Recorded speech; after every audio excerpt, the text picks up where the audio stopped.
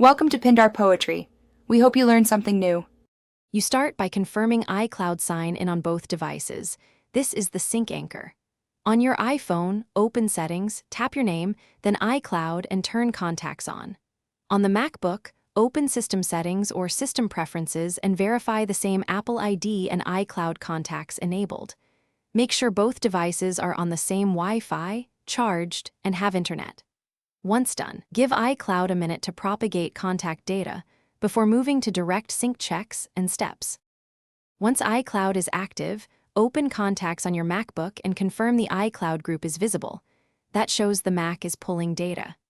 On the iPhone, open Contacts and pull down to refresh. This forces a sync.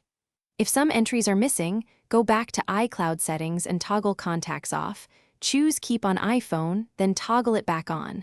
This forces a upload and download. Make sure you wait 30 to 60 seconds after toggling so iCloud reconciles changes before proceeding. To finish, open Contacts on the MacBook and inspect a few entries to confirm photos, numbers, and notes synced correctly.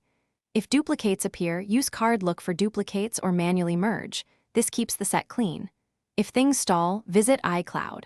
Com to see server copies, then restart both devices to re-establish connections. As a final step only, sign out and back into Apple ID on both devices. It forces a full resync. If that fails, check Apple system status for iCloud outages. Thanks for watching. Consider subscribing if we helped you.